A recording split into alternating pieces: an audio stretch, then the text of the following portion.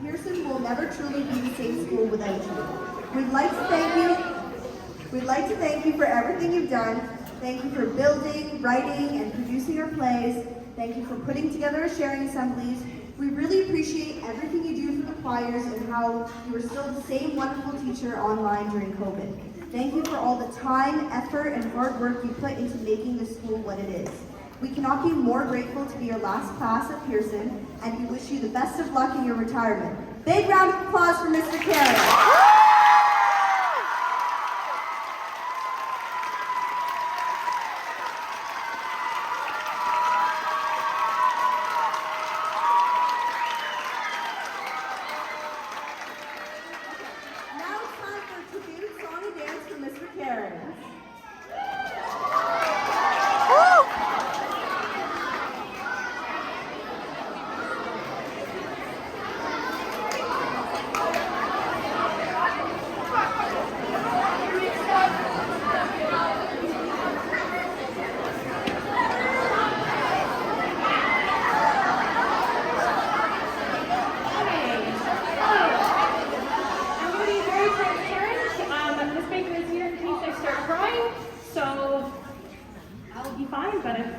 I'm going to try. Okay. So as many of you know, I'm a Pearson graduate and have had the privilege of being taught by some of the current Pearson staff. I've been teaching at Pearson for the last 6 years, and in that time there have been 4 retirements. This year we have 2 more, and we will miss them so much. With help from Mr. Allison, a few of the grade 8s and I have been working on a small presentation for Mr. Cairns. Mr. Cairns is the heartbeat of Pearson. He is the reason the students and staff dream big, think outside the box, feel comfortable to try new things, and make arts a priority. Mr. Cairns is the reason I'm a Pearson teacher, and I hope to continue to instill. Can you hold it? Can you hold it? Okay.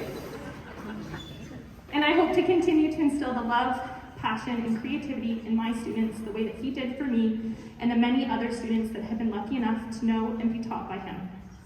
There is nothing that I or Pearson could do to thank you for everything you have done for Pearson, but in our presentation, I hope you feel the love that we, both past and present students, have for you. Mr. Cairns, I know Scotland is calling, but I'm not ready for our roads to part. I don't know what a post-Cairns Pearson era looks like, but I will continue to try to make you proud. Congratulations on your retirement.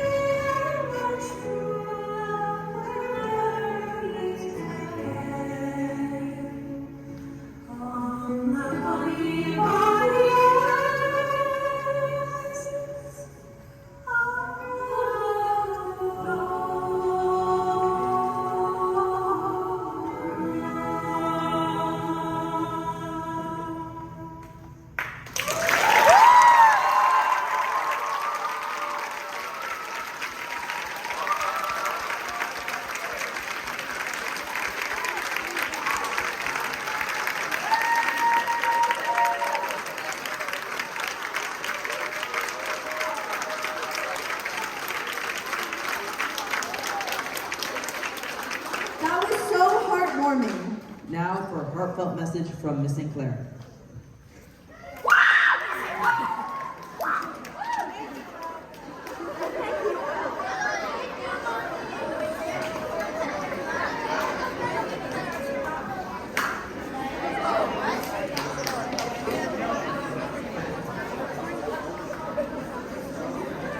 Mr. Cairns might be really nervous right now because for a lot of years I told him I was going to sing to him for his retirement. But I want you to know I'm not going to do that, don't worry.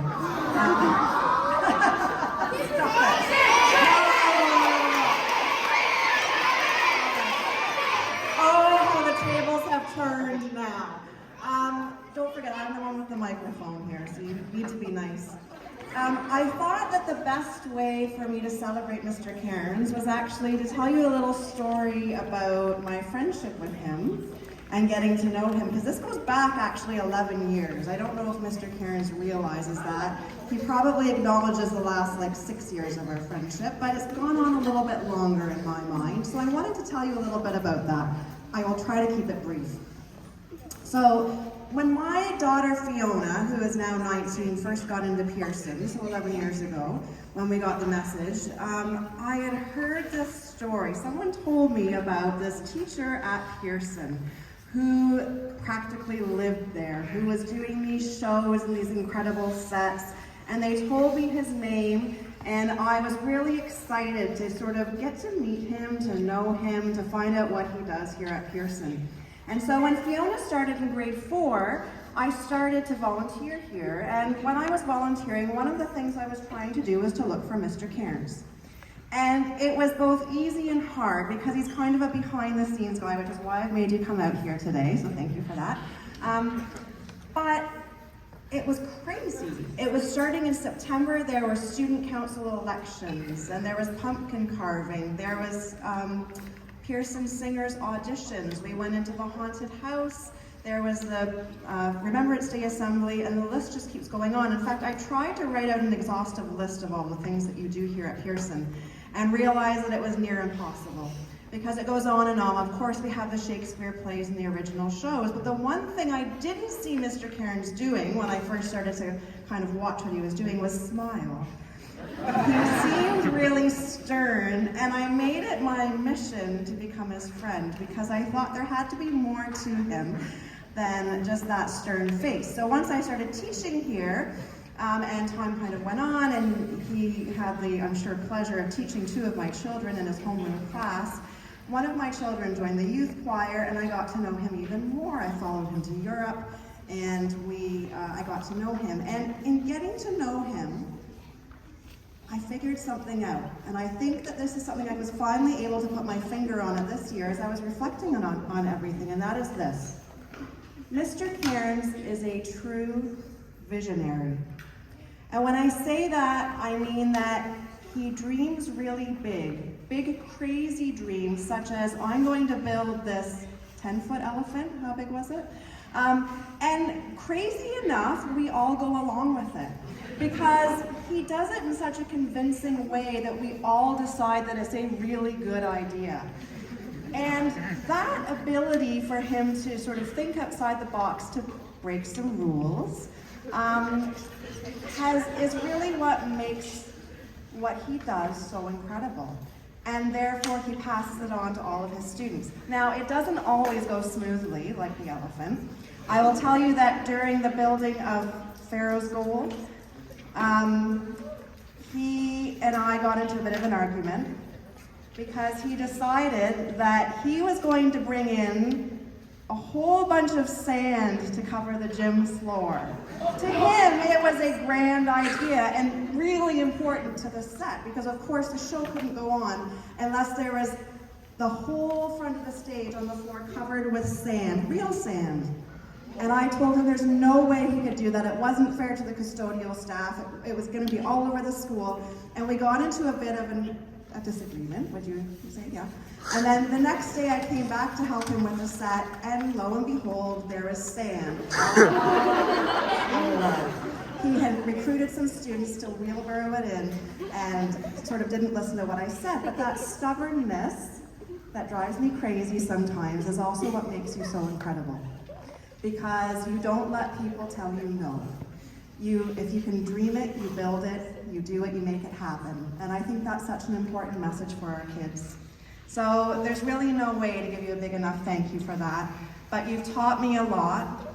You've taught me how to argue with you as well. But I found out he really does smile because he takes such pleasure in what the kids do here.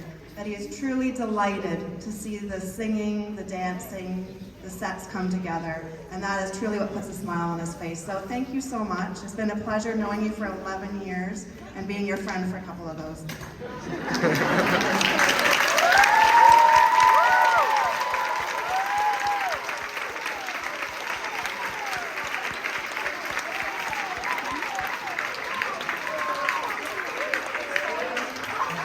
In addition to that lovely speech, the graduating class has given you a gift. So it's hard to hold on. For those who don't know, this is original. Well, it's not original. That's a lie. It's a copy of a King Lear costume design from the Stratford Fest in 2002, and it's signed by Christopher Plummer. Limited edition. Only 50 were made. So, and it's been signed by almost everyone. Those of you who haven't signed it, there are a couple of you, grade 8s. Please come see me after this and sign it. The glass is not in it, so I will take it home and get the glass in it and bring it back to you tomorrow. But this is your gift for tomorrow. And I was the one who made your retirement art. So that's what it looks like.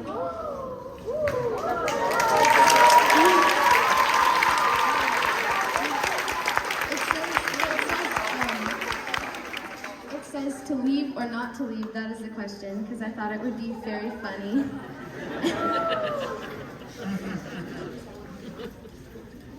And it was, Hamlet was the very first grade 8 show that we saw at Pearson.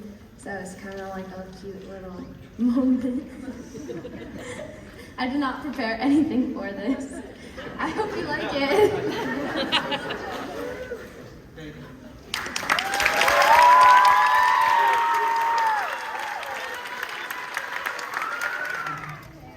Oh yeah, come on up here. Just come stand with Mr. Cairns, your friend. Mr. Cairns and Mrs. Bird, what a duo. I have to tell you, that was a lot of fun in Quebec with these two fun friends. Woo! I loved it. Okay, yeah, that's what we need. Thank you.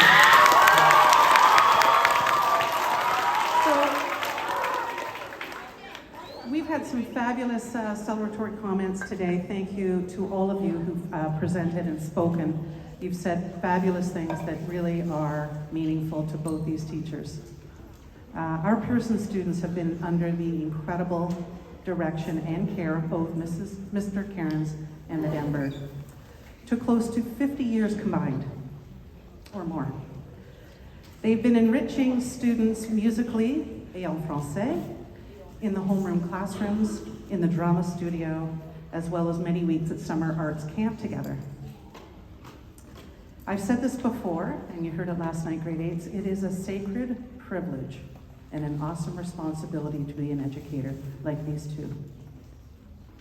The lessons that both of them have taught us and our students, the relationships that they have developed, the undeniable and incredible work ethic that both of them have instilled in all of us will be cherished by all students and staff for years to come. We have appreciated, I maybe personally, have appreciated the wonderful sense of humor, EpiPen training by Mrs. Bird, or watching bloody dying scenes with Mr. Cairns. Always a good time. Every time they're practicing, Mrs. Baker, come on in and see someone die. Okay, what school can you go to that? Your unwavering support and sheer enthusiasm and dedication for Lester B. Pearson, staff and students is truly phenomenal. Thank you for the privilege of being your recent Quebec partner, but more importantly, thank you for being a colleague from the minute I arrived in this building and allowing me to learn from both of you. It has been an honor. From the entire staff and student body of Lester B. Pearson School for the Arts, we wish you both a fabulous and well-deserved retirement.